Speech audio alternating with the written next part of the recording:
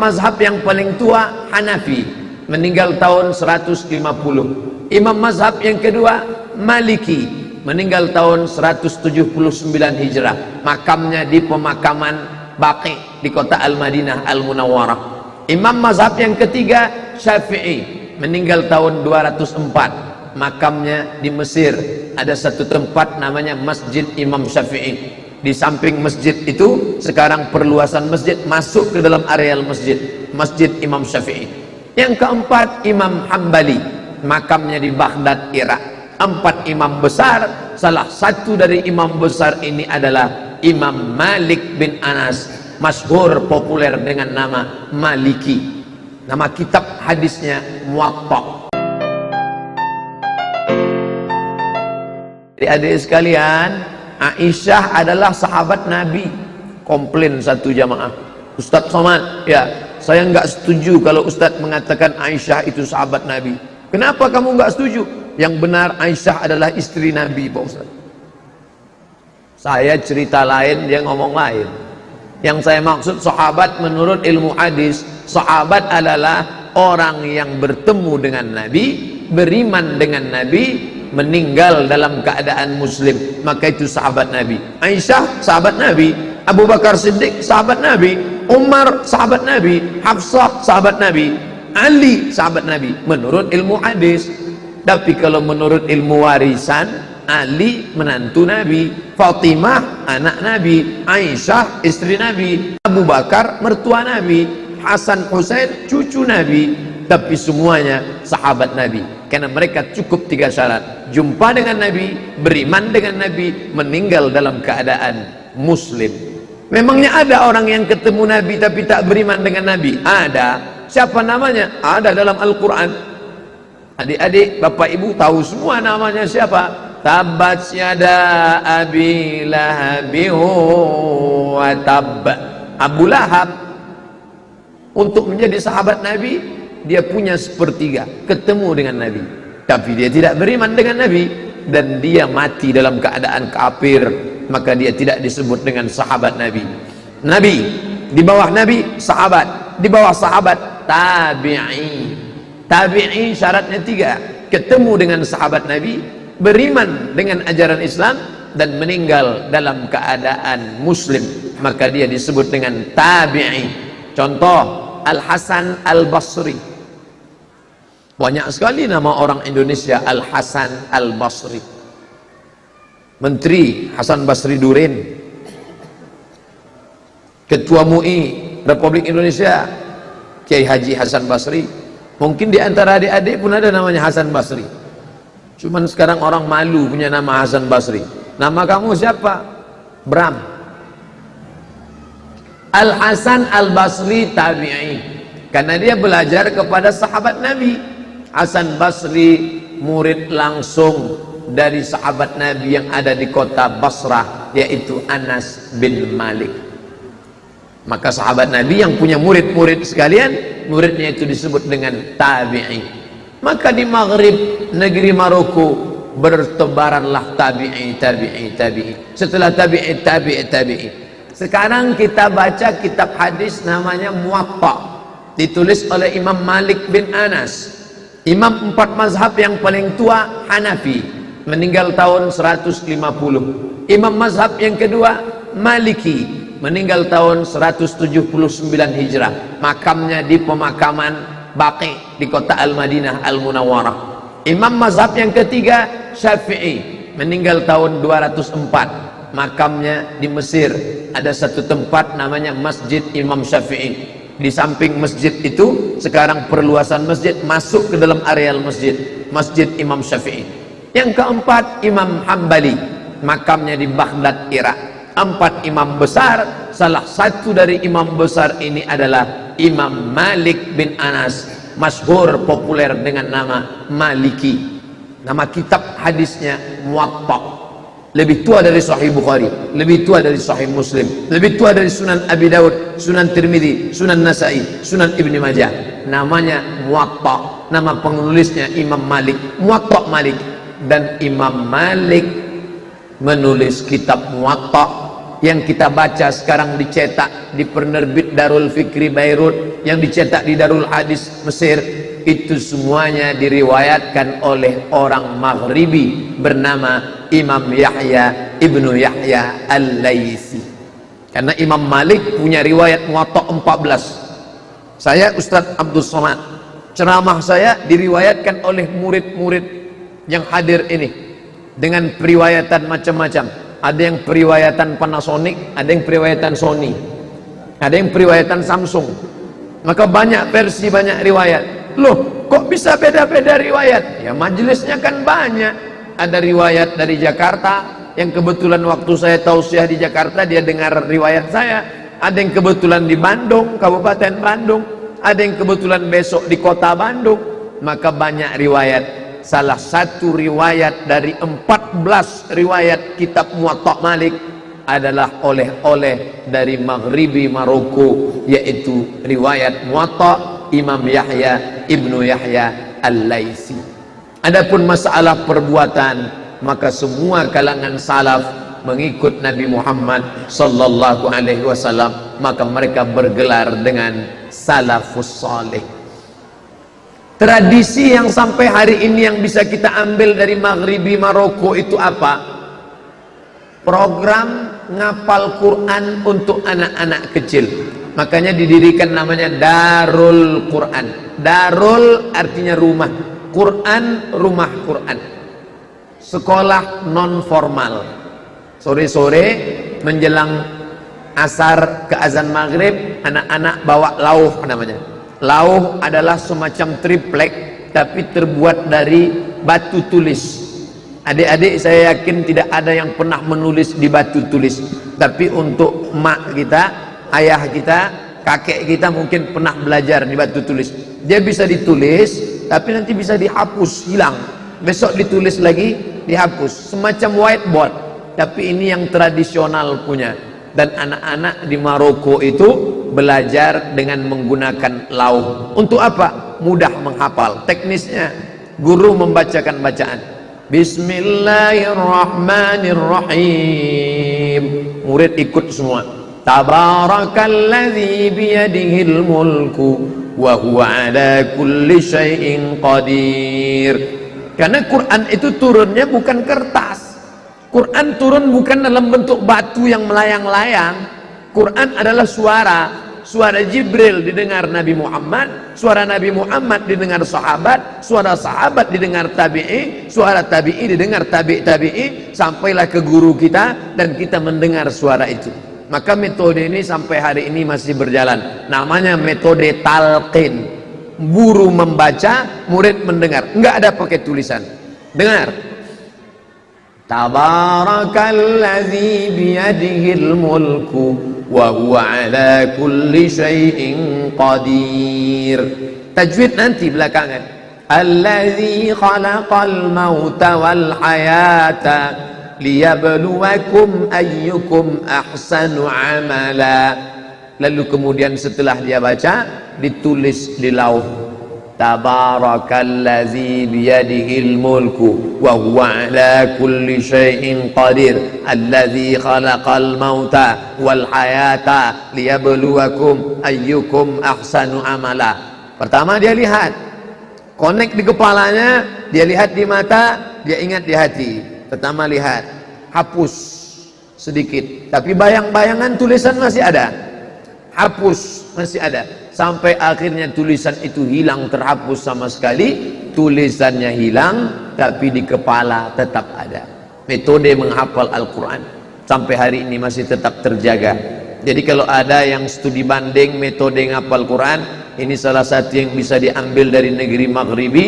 Sampai hari ini menulis di batu tulis. Dan memang zaman Nabi SAW Al-Quran ditulis di 3 tempat. Pertama, tulang onta. Yang kedua, batu yang ceper. Yang ketiga, pelepah korma. Pelepah korma itu pangkalnya lebar, dipotong, itu bisa ditulis ayat Quran. Yang kedua, tulang onta. Tulang onta pada bagian pundak itu lebar, jemur kering, itu bisa untuk alat tulis. Dan batu tulis. Sampai hari ini masih mereka pakai metode itu baik. Kalau kita tidak punya batu tulis, mungkin pengganti batu tulis whiteboard bisa. Dan saya setiap ditanya, Ustadz, gimana cara menghafal yang baik? Pertama, hafal. Kalau saya pribadi, pagi, subuh, menjelang sholat subuh atau setelah sholat subuh, karena otak kita masih fresh, masih segar. Hafal dulu. Setelah selesai itu, tulis. Ambil whiteboard kecil, tulis. Kalau kita menghafal, cepat. Tapi ketika dibaca pelan, hilang. Dengan menulis, sekali menulis, kualitasnya bisa 10 kali hafalan cepat. Tabarakalladzi biyadihi mulku wa ala kulli syai'in qadir, alladzi khalaqal mauta wal hayata liyabluwakum ayyukum ahsanu amala. Begitu disuruh jadi imam maju ke depan, tabarakallah. Hilang dia. Karena baca cepat dengan baca pelan beda.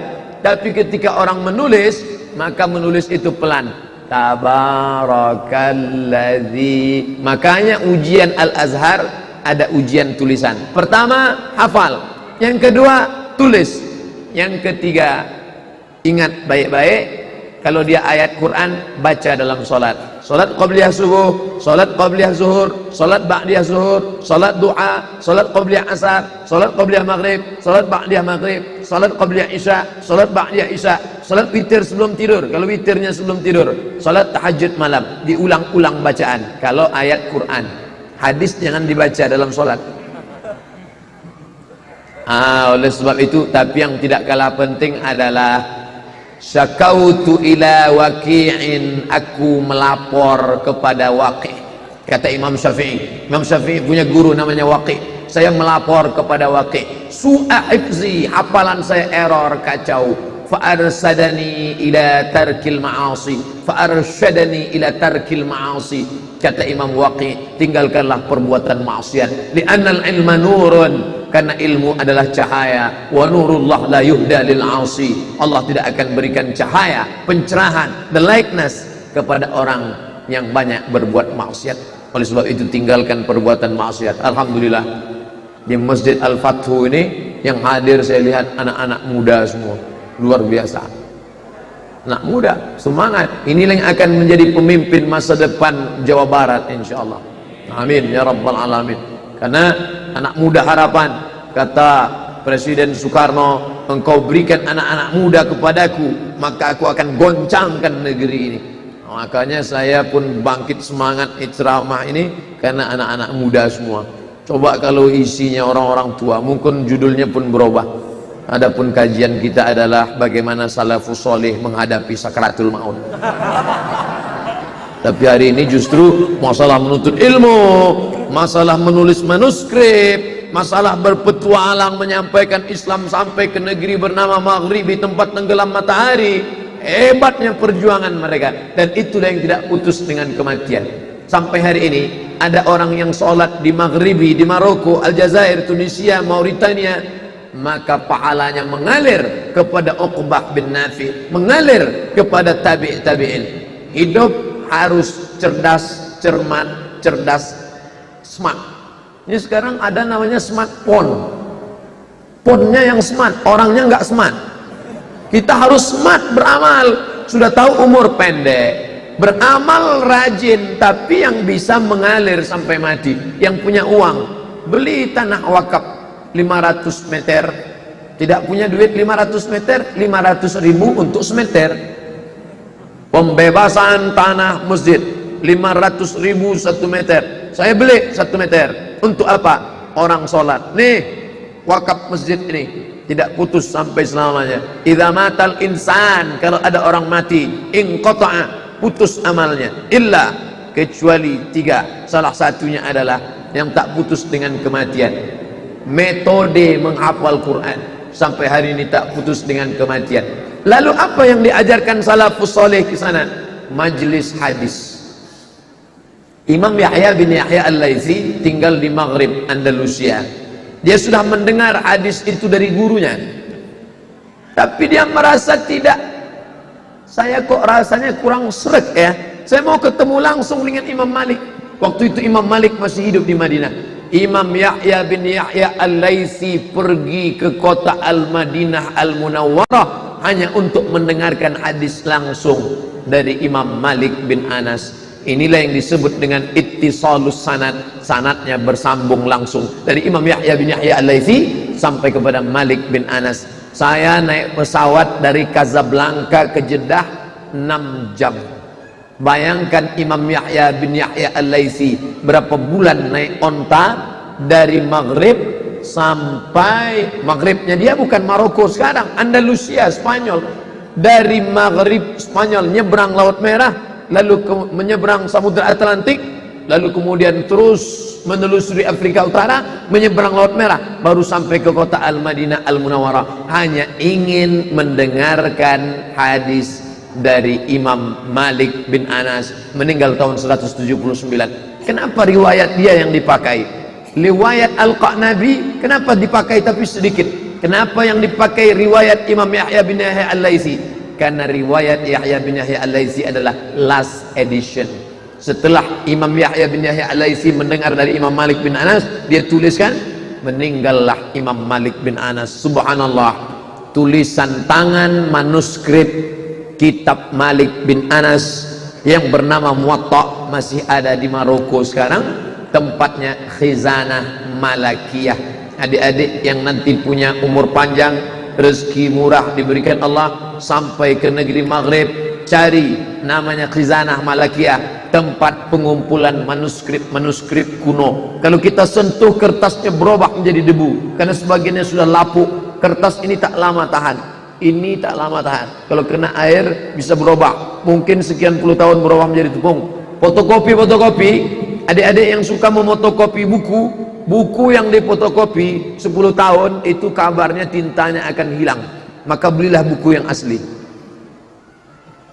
Oh, jadi maksudnya buku Ustaz nggak boleh difotokopi? Boleh, tapi buku fotokopi tintanya akan copot dan lain sebagainya. Bagaimana dengan manuskrip kuno bisa sampai hari ini ada di perpustakaan Khizanah Malakiyah Kerajaan Maroko? Ternyata mereka cerdas. Manuskrip itu dipoto, dirobah menjadi PDF, maka disebut dengan pustaka digital. Jadi anak-anak yang sedang mau menulis disertasi, skripsi, mau penelitian, tinggal datang saja ke perpustakaan digital, tanya penjaganya, saya sedang meneliti manuskrip Muwatta Imam Malik, umurnya berapa? 1200 tahun yang lalu. Mana bukunya? Ada, tinggal klik layar screen, tinggal klik touch screen, langsung nampak, kelihatan, di print, cetak, selesai, dapat. Saya menyangka di tempat kita perpustakaan sudah canggih. Saya pun pergi ke salah satu perpustakaan, saya tanya, Mbak, sama penjaganya, saya mau cari manuskrip tulisan-tulisan lama ulama Nusantara, di ruangan mana ya? Terus dia nanya ke saya, Pak, manuskrip itu apa? Saya mau cari manuskrip, dia malah nanya saya balik. Artinya akhirnya lama-lama saya dapat juga katalog manuskrip, judul kitab jumlah halaman sekian, ditulis menurut gaya Arab ini, letaknya di rumah Pak Anu. Loh, manuskrip kok letaknya di rumah Pak Anu? Ternyata orang kita yang punya penyimpanan manuskrip warisan kakek buyut nenek moyangnya itu disimpan, diikat pakai kain putih, digantungkan di atas atap. Nanti kalau diambil, jinnya datang katanya.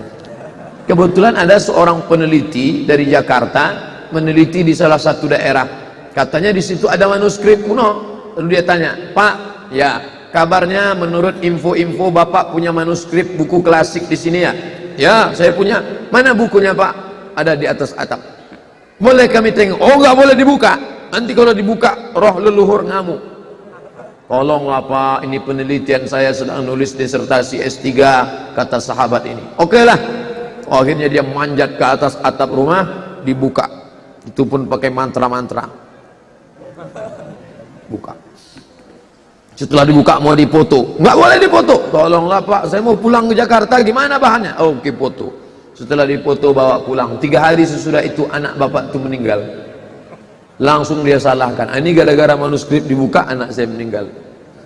Artinya keyakinan, makanya susah untuk mengkodifikasi, untuk membuatkan perpustakaan digitalisasi. Alhamdulillah sampai hari ini tradisi mengajarkan hadis itu sampai ada. Makanya muncullah ulama hadis dari negeri Maghrib. Siapa namanya? Syekh Abdullah bin Siddiq Al-Ghumari, Syekh Abdul Aziz bin Siddiq Al-Ghumari, Syekh Ahmad bin Siddiq Al-Ghumari, yang terkenal dengan keluarga Siddiqiyah. Kebetulan ada salah seorang orang kaya, rumahnya banyak, vilanya hebat.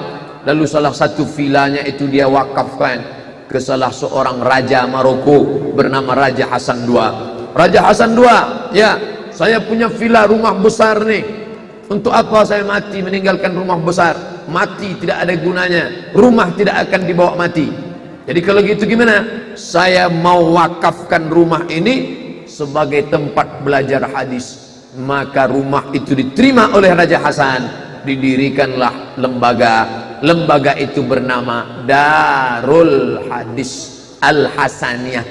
Kenapa di ujungnya ada Al-Hasaniyah? Untuk mengambil nama Raja Hasan. Darul Hadis Al-Hasaniyah, letaknya di Rabat. Artinya apa? Di sana diajarkan tradisi belajar hadis sampailah ke zaman sekarang. Tidak ada belajar fikih, tidak ada bahasa Arab, tidak ada. Pokoknya di sana hanya belajar hadis saja. Loh, gimana orang bisa belajar hadis kalau nggak belajar bahasa Arab? S1 sudah belajar bahasa Arab, karena dia hanya S2 saja. Setahun menerima siswa 20 orang, 15 orang berkebangsaan Maroko, yang 5 terserahlah dari mana saja, yang penting mau mendaftar. Saya mendapat beasiswa tahun 2004. Saya angkatan 2004 masuk ke Darul Hadis. Semuanya isinya orang Maroko dan beberapa orang Afrika. Maka ketika syekhnya masuk ke dalam, dia lihat, nih siswa baru kita syekh. Oh, ada makhluk yang aneh itu di belakang. Tahun 2004, kemudian saya selesai di akhir 2006, karena dia hanya belajar 2 tahun saja untuk program S2.